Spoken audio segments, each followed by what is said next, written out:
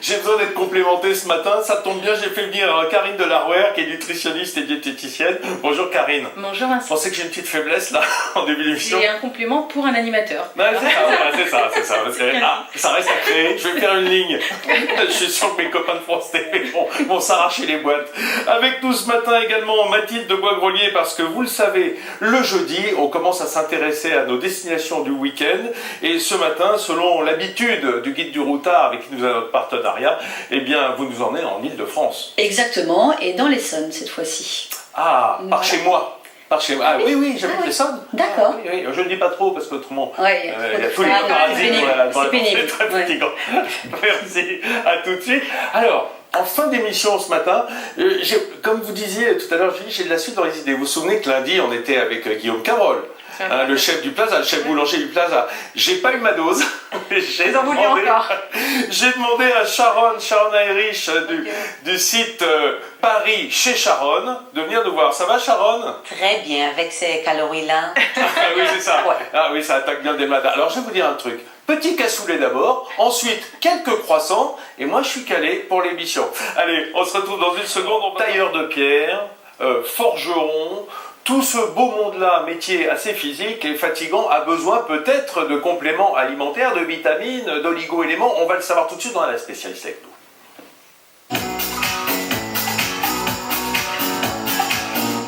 Karine Delarouer, vous êtes diététicienne et nutritionniste. Moi, j'ai jamais toujours très bien compris la différence entre les deux, diététicienne, nutritionniste. Diététicienne, nutritionniste. Voilà, ça va ensemble. Ça va ensemble. C'est les deux branches d'un même arbre. Et ce matin, on parle donc des vitamines, des compléments alimentaires. Alors, je vais pas vous cacher qu'ayant une partie de ma famille aux États-Unis, je me suis toujours un petit peu soucié de leur mode d'alimentation où ils mangent des aliments qui sont complètement dénués de vitamines et après ils se complémentent. Mais à qui ça s'adresse les vitamines, les compléments chez nous en général? Alors la complémentation en micronutriments s'adresse à des gens qui s'alimentent correctement ou pas, et on complémente en fonction du manque de substances nutritionnelles dans l'alimentation. Donc plus l'alimentation est appauvrie en vitamines et oligo-éléments, plus il faut complémenter l'alimentation. Donc aux États-Unis, effectivement, c'est un peu compliqué d'avoir une alimentation assez riche et dense en oligo-éléments. Parce que c'est souvent ça le problème, c'est la diversification. Ouais. On va se mettre un petit peu les idées au clair, bien qu'on manque un petit peu de vitamines encore, mais notre vitamine à nous, c'est Julie. Vous êtes peut-être enrhumé, fatigué, stressé et vous êtes tenté de prendre des vitamines, des compléments alimentaires pour vous booster, voire pour vous soigner. La France est le premier consommateur d'Europe de ces produits, un marché qui représente, attention, 2 milliards d'euros. Mais les compléments alimentaires sont-ils vraiment efficaces? Début de réponse en images. Ah, je me sens tout mou en ce moment. Ah, tu dois avoir des carences. Essaye les compléments alimentaires. Fatigué, stressé, problème de peau, mémoire qui flanche ou envie de se prémunir contre les maladies, chacun a ses raisons pour consommer des compléments alimentaires. Aujourd'hui, 1 Français sur 5 en utilise et 150 millions de boîtes sont vendues chaque année. Vitamines, minéraux, plantes, les compléments alimentaires sont recommandés en cas de carence avérée. C'est souvent le cas du fer pour les femmes enceintes ou de la vitamine B12 pour les véganes. Vous pouvez aussi y avoir recours pour votre bien-être, mais attention aux excès et aux mélanges. De fortes doses de vitamine C peuvent entraîner des crampes d'estomac et de la diarrhée. Des doses élevées de vitamine A, de vitamine D et d'autres nutriments peuvent entraîner à long terme des problèmes de foie et de reins ou des problèmes cardiovasculaires. Les compléments alimentaires peuvent aussi interagir les uns avec les autres ou avec les médicaments que vous prenez déjà. Méfiez-vous aussi des sites internet qui vendent des produits échappant à tout contrôle et donc dangereux.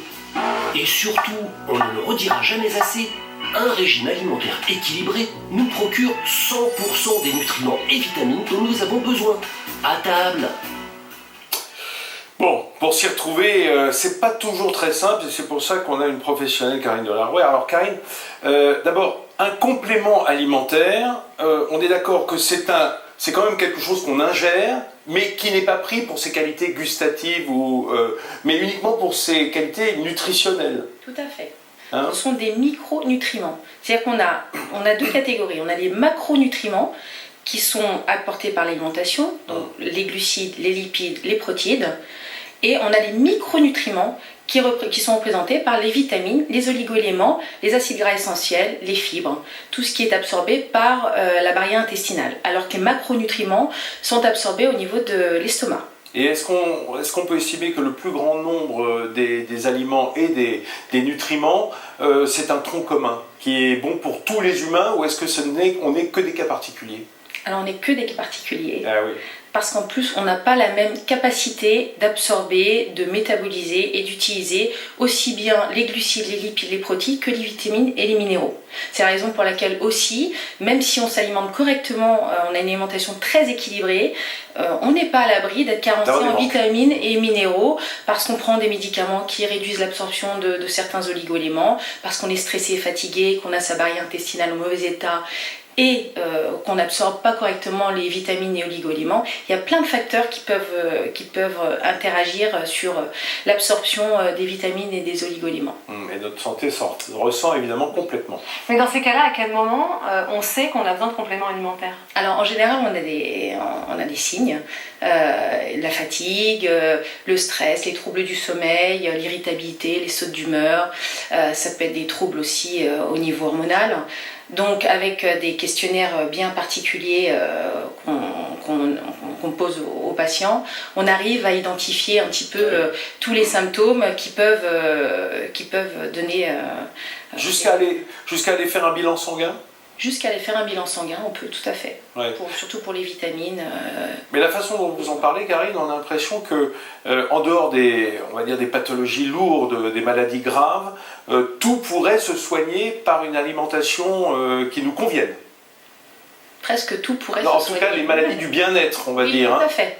Et en tout cas, on peut améliorer un état de santé ou plutôt être dans la prévention avec l'alimentation et pourquoi pas aussi avec la micronutrition. Il y a le magazine 60 millions de consommateurs, vous l'avez sans doute vu la semaine dernière, qui a sorti une étude sur ces fameux compléments alimentaires qui dit donc au mieux ils sont inefficaces, au pire si on les prend en surdosage ils peuvent même être nocifs pour la santé. C'est vrai? Alors, bien sûr qu'un complément alimentaire peut être nocif pour la santé si on n'en fait pas bon usage. C'est la raison pour laquelle il faut être suivi quand on veut prendre des compléments alimentaires. Parce qu'on peut prendre aussi des médicaments qui peuvent interagir avec certains compléments alimentaires. Donc ça peut être dangereux. On peut aussi fatiguer son foie si on en consomme trop.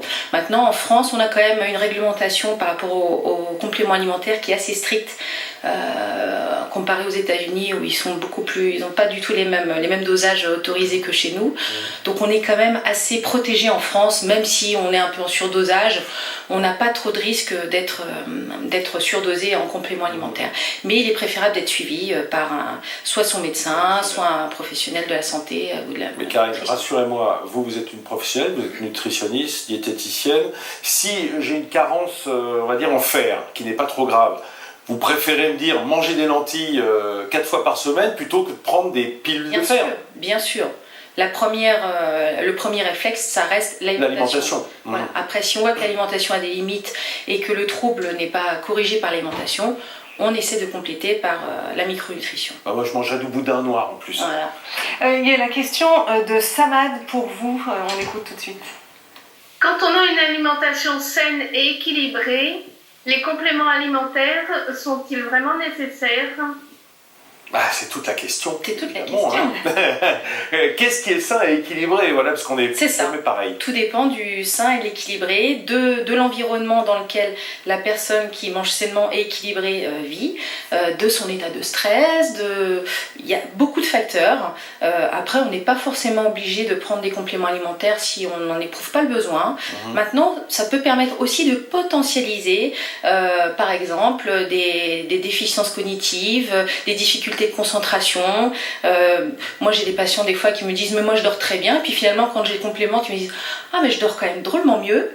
Donc c'est qu'il y avait quand même quelque chose. On s'habitue, c'est-à-dire qu'on a quelqu'un qui est fatigué, au bout de quelques mois, quelques années, on dira qu'il est plus fatigué, parce que le corps s'adapte, mais le jour où on le complémente et qu'on modifie un peu son alimentation, il s'aperçoit que c'est quand même beaucoup plus agréable et qu'il est quand même...